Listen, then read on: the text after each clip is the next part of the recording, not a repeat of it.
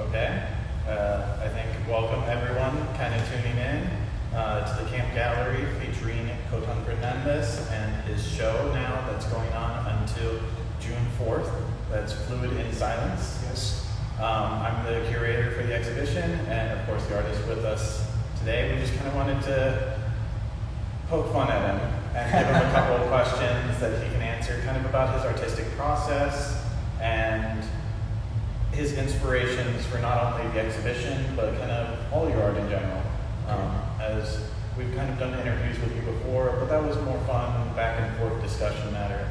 But now we get to actually talk with you and kind of learn more about your art. Because I think the artistic process is really interesting that a lot of people don't get to hear about that all the time. Thank you. It's a pleasure to be with you. Yeah. And thank you for what you've done with the show. I think it's great. Yeah, thank you. So I think we'll just kind of like start out and being like, your art is really so diverse across all the mediums that you've worked with now. Painting, sculpture, your new works in video. So is there a term that you would kind of say encapsulates how you would define your art?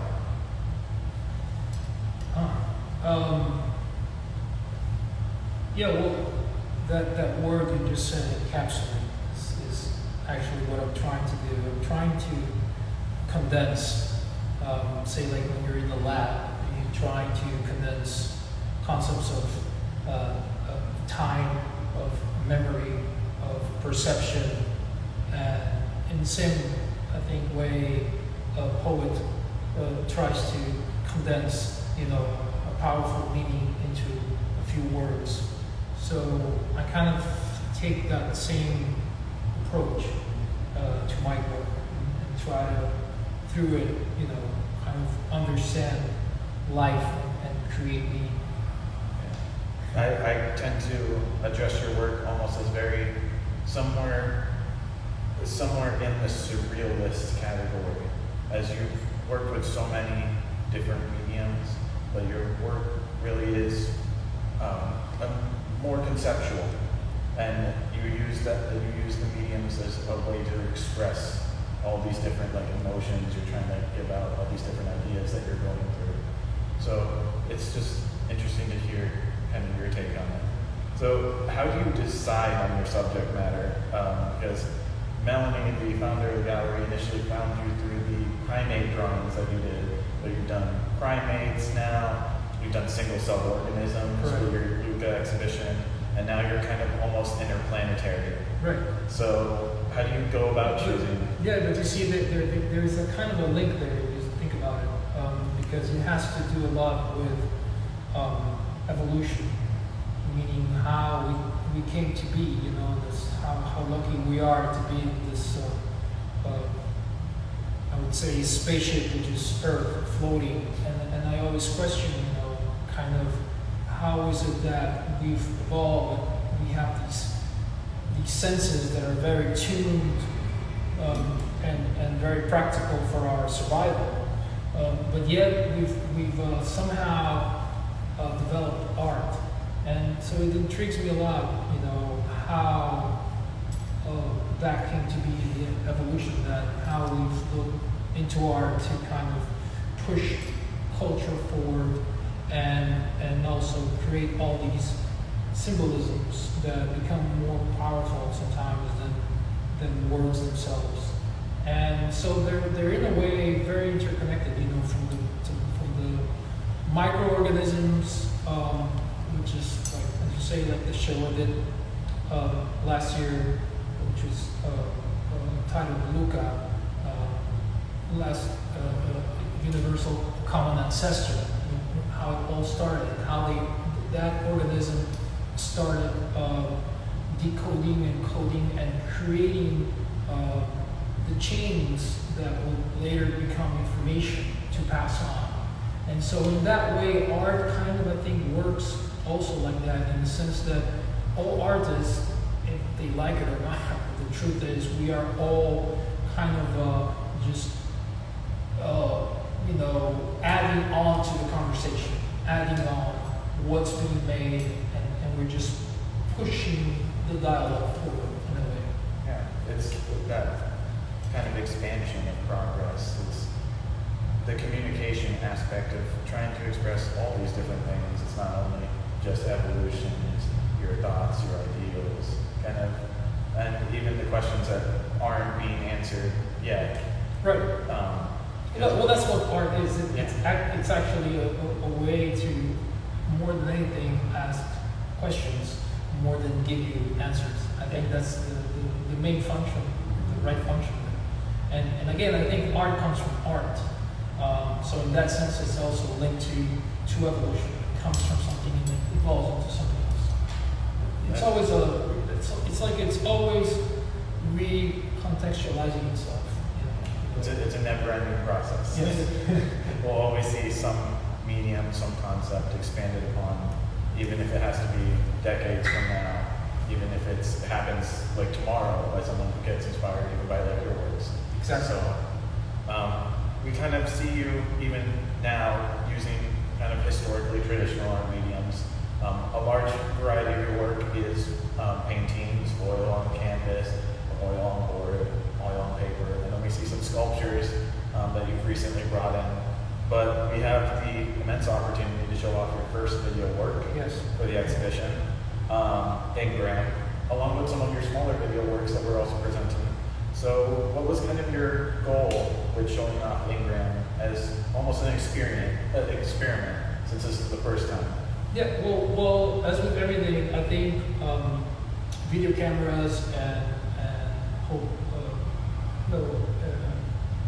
using different lenses and using, it's just honestly another tool for an artist. The same with this whole new NFT thing, by the way, it's just another tool. And how you use that tool, I think it's still, cinema has only been here for just, above 100 years, which is not much if you think about it. And so I was thinking, ways of using that tool that it's not in the conventional, narrative and I would say commercial form that it's usually used for, or kind of how they use it sometimes for news and things like that. So I was thinking more about how to create powerful images in a way that could also kind of represent, as you say, the way I think about art and the way I use art. So a lot of the videos are actually some of my paintings mixed into it, where I'm a lot of things are happening at the same time. They come forward, they're in movement. There's also a lot of the pieces have sound, which I think is also another interesting thing, because it has to do with the senses, the way we perceive. Yeah. And so I was just trying to tune into different ways of an experience with art. And so from smaller pieces, I ended up doing Ingram, which is 7 minute to 1.5 kind of a piece that really tries to put forward the idea of what would happen if we learn our own source code. What does that mean? Well, it's like when we actually find out how it came to be, how it came into existence. And so it kind of narrates that idea. Yeah, the kind of concepts you're exploring are like way beyond not only like what I guess traditional art would be representing, because you're really looking almost at genetics in a surrealist like landscape portrayal. Yeah, So, well, isn't everything that's happened this year kind of surreal in a way? yeah, always. So there's that factor into it. We kind of understand this whole incredible time, this incredible year that all humanity is living through. People are changing jobs, changing paths, which is why I did like this painting. Everything is, all these paintings are outside, because I think there's a great need for everyone to experience the outside again. And then also we have this complexity as humans with technology. So in some ways, I'm kind of inquiring about technology, mocking it sometimes, but then also kind of questioning is like how important it has become and how much we also need it. So there is this tense relationship right now with nature and with technology, which is basically the whole theme of this show.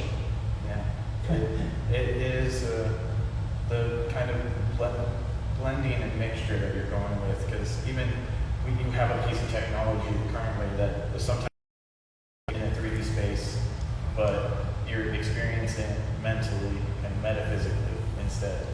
Yes. So it's a really interesting play on it. I'm happy that you say that, because that was kind of my intent.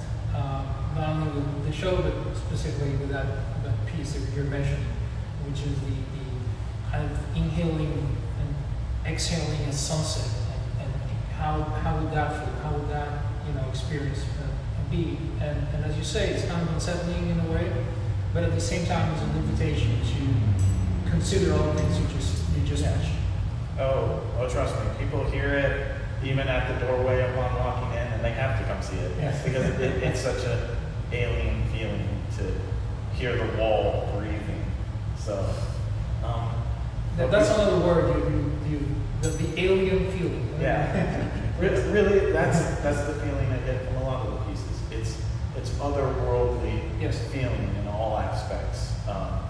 And kind of that extends kind of into my next question, which we have skies here that are blue, yellow, and even pink, like a flat pink that you painted the whole sky.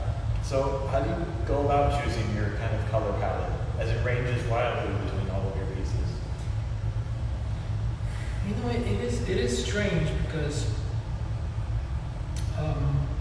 I don't set out to paint so colorfully.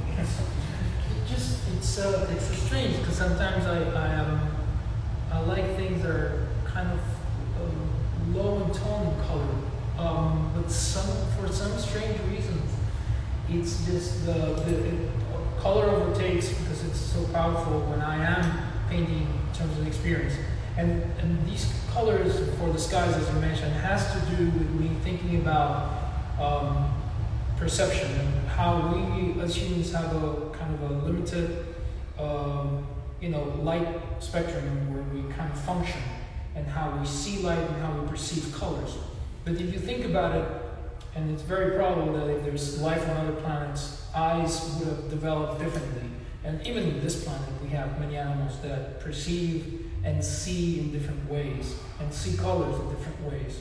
So I was thinking, kind of this alienated way of maybe extending that. How would another eye see? How would another eye perceive color? And so, which is why you have, in result, these colors. And if you think about it, also, it's just how we perceive the way light sometimes is broken out. Just like yellow is what we see, because that's what our eyes are trained for in this evolutionary process, because we're trained for survival. But again, if you were to tweak that just a little bit, you would have a different perception of something. And it also has to do mainly with the experience of being in a place. How do you remember being there? How was that experience? So I'm trying to convey also, not only in the sense of what I see, but this is all done from memory. So even if it looks like I painted it sitting there, it's actually what I remember about it. How did it feel to be there? Even how you said it, it wouldn't be strange, even with the technology we're developing currently, that if another race, if we were to ever encounter them, they might only see an ultraviolet.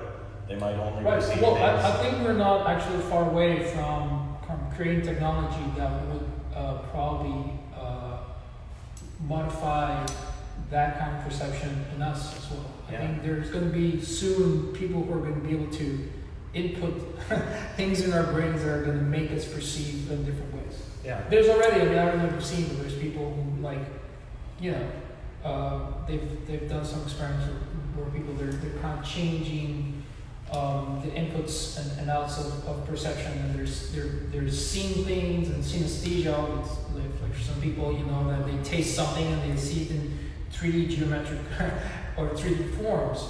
Even with something like color blindness, right. that now we have a way more approachable way of glasses that you can use to almost entirely fix color blindness, and people who are experiencing colors that they only hear the name of, they don't know what it is. Yeah, but funny enough, like even if you see like a late Monet painting, you see that he was kind of seen blurry, and you see it in the paintings. Yeah. And it's lovely because of it, because you know he was, you know, so the thing is moving, the colors are moving.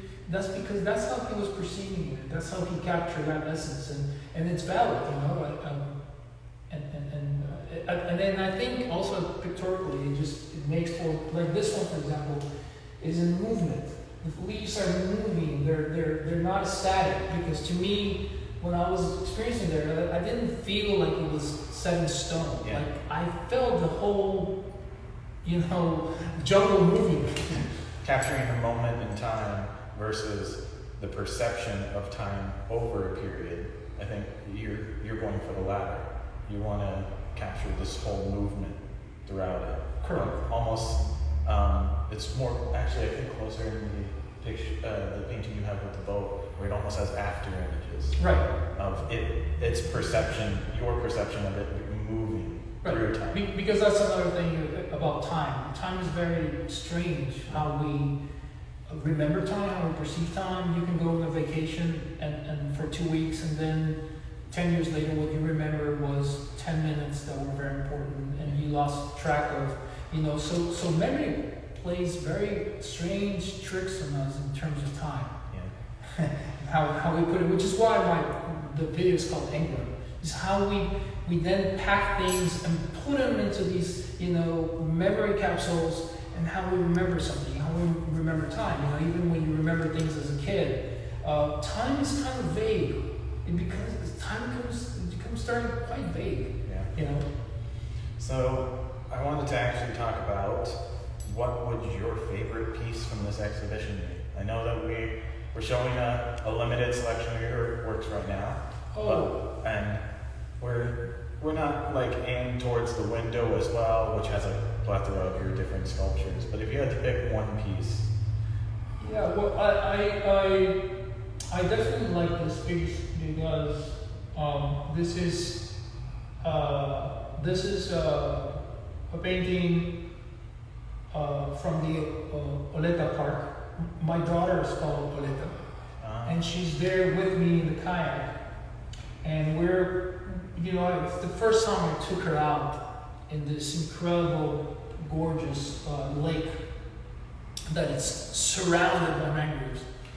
And I know she's gonna remember that moment when she grows up. Why? Because she was so struck by the, like, where are we? What is this? Especially when we're out there and there was nobody and the lake was just like beautiful and shiny. And she was like, honestly, she was like every 10 seconds, she was like, wow. So I love that it's so beautiful, when you're young and you're a 3-year-old, and how life is so, everything is taken in so much, and it's so powerful, every experience is so powerful. So I did that painting because I really wanted to remember that experience with her. Wow. I didn't know that it was your daughter with you. Yeah. That's so lovely. There we are going, and it's all, as you can see also, it has all the pieces have this concept of boat, because it's about traveling also. It's about going somewhere, it's about paths, so there's also this motif like on all the paintings. So this is a kind of longer form question, although it sounds short. Why do you create the art that you do? Is it something we're trying to express that you think isn't getting across? Oh no, you're asking the most important. I'm not kidding. You're asking the most important question to an artist: is why do you do art? Why do you paint?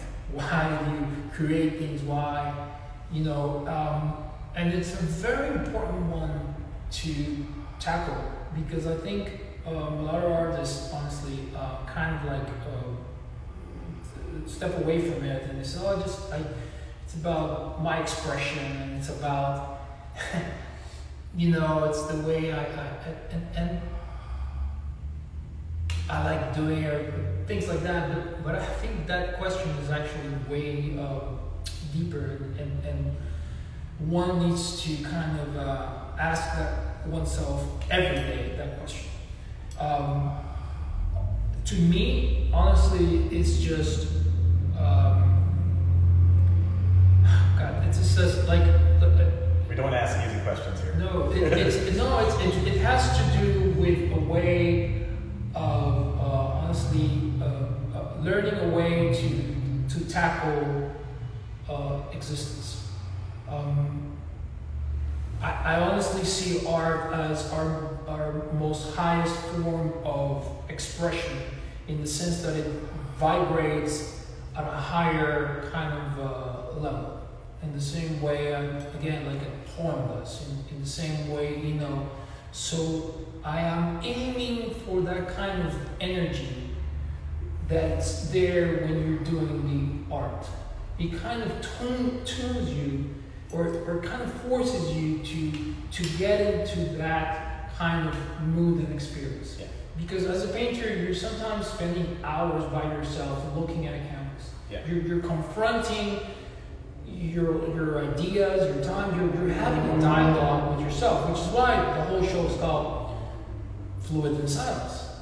Because there's, I was painting a lot of these paintings at 2 o'clock, 3 o'clock in the morning. And so I was in silence.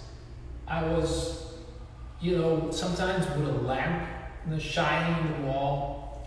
And sometimes one day I ended up painting once like at 6 o'clock in the morning, and the light was coming in and it changed, and I was like, oh my God, the colors are all wrong. Because light changes. Yeah. But again, it's that process of being so many hours with yourself and talking to yourself and trying to understand and also to try to, this is the thing, everything could be meaningless. The meaning comes from us, from trying to put meaning into things. And so that's why I do it. Do you think then it's more for yourself? As an introspective look into yourself? No. Once it's out there, it's there. It's like you have to let go. You put it out there, and then it becomes part of the dialogue. So you were wanting that dialogue, that exchange. Everyone.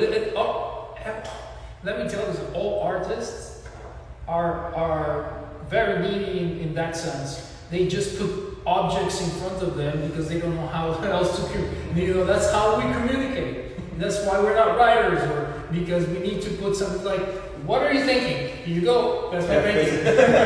Right? Yeah. What's going on in your mind? Something. Yeah. Here you go. It's this. And it's so incredible, because sometimes people will look at a painting and say, now I get it. Yeah. Now I kind of get what's going through. I know where you're going. I know what you're thinking. And it's so hard with words. Sometimes words are very, believe it or not, language is incredible. But in a way, it has limitations. And we learn actually from visual things. So it makes a lot of sense to communicate visually as well. Yeah. So yeah, absolutely. That's why we're artists do it, because it's a way of saying, look, And painting in that sense is so powerful because you can put so many ideas, so many concepts into one painting that it's incredible. Yeah, you're not wrong. It's such an expressive form of media. Even language, which it's its own complicated mess of limitations, just in the same way that painting can be, in the same way a video can be. All art, it's finding, I guess, the limitations and learning how to use them in the best way. True, but by the way, I think that's why I think painting is going to survive, because it has that power that no other medium has. It's so ingrained in our culture that it will be around hundreds. Past when our son eventually got his own. So kind of going forward now, as we kind of look towards the future, and past this exhibition even, where do you kind of see your artistic style going in the next 5 years? Do you want to continue with video or expand upon it even more? Yeah, absolutely. Again, I'm eager to explore with tools, and I've been kind of dabbling also a few things with software, where I want to do pieces that are like ongoing transformation with coding and all that, because I think it's very interesting what's happening in that area. And so I'm trying to develop things that are, like with technically that involves coding and imagery. I also want to explore with, believe it or not, with chemicals. So my next studio setup, it's going to be more of a lab. Really? Yes. Because out of that kind of lab process is that when you can sometimes come with something interesting and original, and also in terms of materials and things like that. So I think I need to definitely set it up more as a lab. Yeah. Yeah, that'll be interesting. Khotan the scientist now. Yeah, well, no, like using kind of some of those tools to then repurpose and channel them into art making. Yeah. I think it's a next step for me. And I want to do bigger pieces. I did a lot of these smaller pieces, and I definitely want to go a little bigger. I know that you also want to be like casting pieces. I have a conflict with casting because, again, I have problems with the traditional materials. So I'm trying to explore new ways of casting and creating things, and I know there's interesting things out there. So that's I'm using this interesting two-part resin thing, and it's called Magic Sculpt. And I kind of like it because you have only like 20 minutes to work with it, but then when it dries up, it's very hard, and it's an interesting material. So I'm using that a lot recently. Oh. I know that you're kind of also expanding on the technology, and you briefly touched on it. Do you want to talk a little bit about kind of what you plan on doing with AI? Yeah,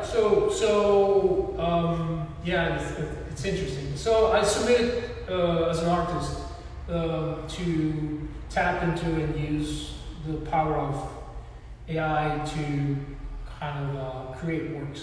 And the dialogue so far that I've had with it, and things from questioning, what art is, what's the meaning of art, and it's quite incredible because it gathers information from everything that's out there as an output and creates language, and it's kind of scary sometimes how eloquent and how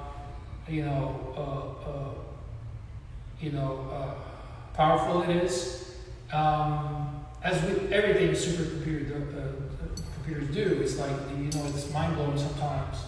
At the same time, it's like how am I going to use this tool to kind of go forward? And so I'm definitely trying to incorporate it to see what things I can do with it that will then create something interesting. And in that form, I'm saying, I'm looking into coding to see if I can make some pieces that they're going to be ever evolving and changing into a new thing. And so that is going to be done with coding. You want it to learn from itself? Exactly. Or from how it interacts? How it interacts and how it moves forward. In the same way, for example, that scientists are using the AI, for example, to explore life on other planets, or kind of plants on other planets, which was kind of the inspiration for some of these pieces. So they'll put together, okay, so if this planet has X chemicals and this, so it's probably that there's life there, but how would that life will form if the rays from that sun are not exactly like the same rays from us? Or there's more gamma rays, or more, the suns on other planets are different, and so it will probably create different life forms and different kind of plants, and so in that same way, they're using this computer to project this, and how, and they let them run for days, and just to the simulations. It seemed like like when they crash a black hole with another black hole, and they do the simulation of that, and what it would be through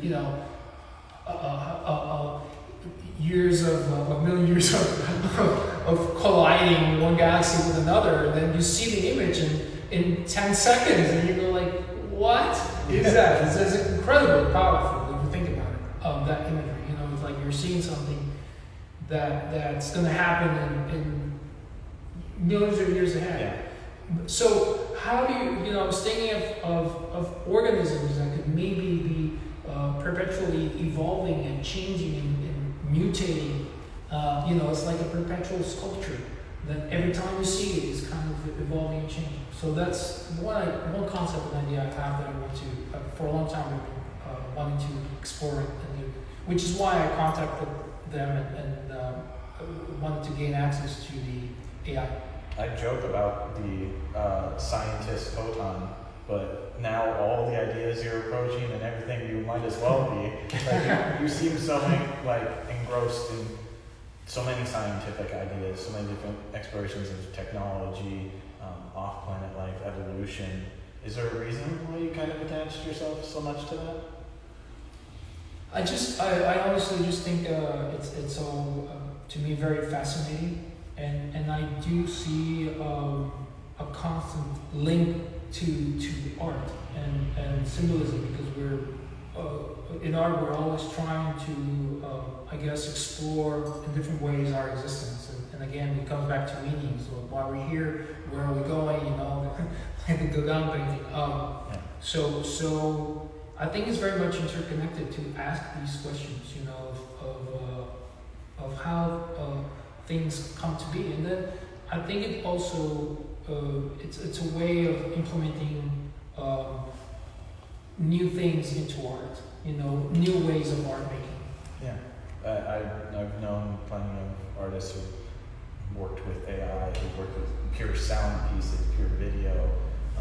We have among many that we're going to introduce you to, of course. Oh, I'd love to meet you. Yes.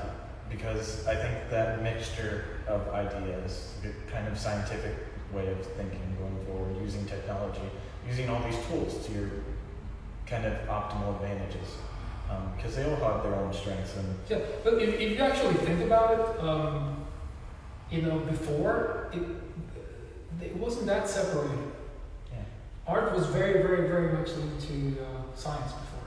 Yeah, and some people, they were kind of considered scientists and artists at the same time. So. I mean, even if you look at someone like Caravaggio, all of his paintings of the dissections, and it's just so interesting. Yeah, and they were very secretive with the way they created some of the paints and some of the colors, and so they were alchemists by their own right, for sure. Yeah. So they're very much scientists, I think. We could have many examples. There's so many in history that were very much into science as well. Yeah. So now that we're kind of nearing the end of the conversation, and thank you. It's been a pleasure. Yeah. So many great questions, so many great answers from you. It's interesting to hear so many of the answers to kind of questions that we don't typically ask you. We get in touch with you and we learn about your art, but we don't get to learn about why you do some of the artistic practices. No. And I think it's, as I said, that's the most probably important question. It's a hard question to answer as well, but it's a good question for sure. So to let everyone else kind of tuning in now, we just really want to say thank you for joining us for the interview with Khotan. Yes, thank you. And we want to say that the exhibition will still be open, and it will proceed until June 4th. And we're also going to be posting a special invitation to everyone pretty soon about the closing of the show. On that day, we plan on making it a kind of larger kind of gathering. We'll still be safe for everyone involved, but we wanted to give a final big bang to I like that. to the closing for the show, and just have fun with it. So we'll be inviting a lot of the artists as well from our camp collective, along with Khotan being here. So I want to meet them all. You know, that's another funny thing. It's so weird that I kind of know all the artists from camp from their work, but I don't know them visually. Like I don't know what they look like. I'm very intrigued sometimes. I kind of like I really like meeting artists because as you say, there's so much more to the backstory of how they were created. But at the same time, it's weird because I kind of know them a little bit because I've seen what they do. Yeah. So it's a strange kind of meeting when you meet them because like I really know kind of what you're going on there. I think the conversations that day will be lovely. So of course, please stay tuned. Please come and visit the show if you can. We are always open Tuesday to Saturday, 12 to 6. And anyone is free to come in, or if you'd like to RSVP through the Instagram, you can, of course. And we'd like to thank everyone for joining us. Thank you. And thank you, Khotan, for coming to the show. My pleasure. And goodbye, everyone.